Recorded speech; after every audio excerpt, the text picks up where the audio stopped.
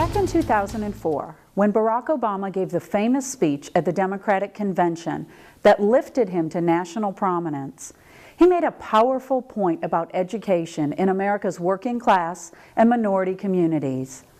Among other things, then Senator Obama said that we had to eradicate the slander that says a black youth with a book is acting white. That point was true then, and it's true now. Indeed, liberals and conservatives alike agree that serious reforms have to be undertaken to improve education in America for all economically hard-pressed citizens. With that in mind, we can't understand why the President's Department of Education is about to put college out of reach for precisely those individuals.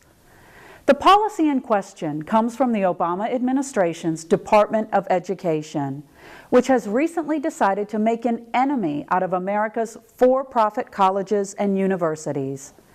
Those institutions enable millions of Americans to develop the skills necessary to compete in a changing economic climate, while maintaining the flexibility to deal with work or family commitments. Because of that flexibility, these institutions often serve individuals who would have no opportunity to attend college otherwise.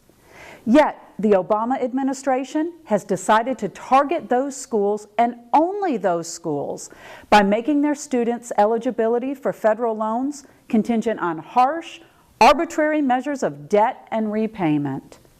If that principle were applied equally to all institutions of higher education, the administration could perhaps say that it was just tightening the government's belt. But the standard isn't being applied to any other schools, and is thus clearly a case of ideologically driven discrimination. And because the vast majority of for-profit student loans come from Washington, up to 300,000 students could see their dreams of a college education denied as a result. As if the policy itself isn't bad enough, now we're learning that the government's handling of the new regulations may have been seriously tainted by ethical abuses.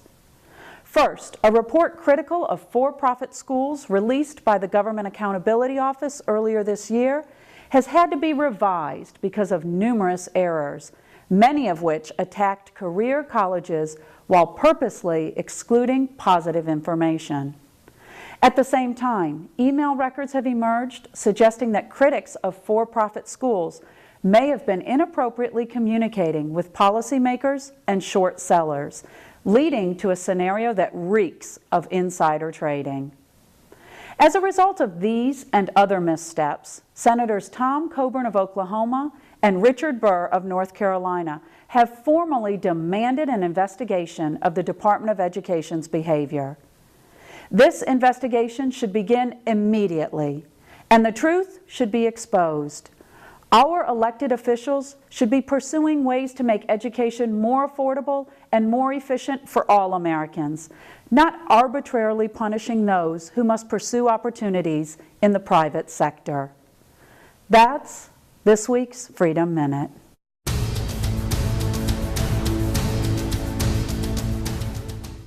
What if Congress tackled the budget crisis 15 years ago? The joint resolution is not passed. Just one vote short in 1995 and again in 1997. Since then, America's debt has climbed to a staggering $13 trillion.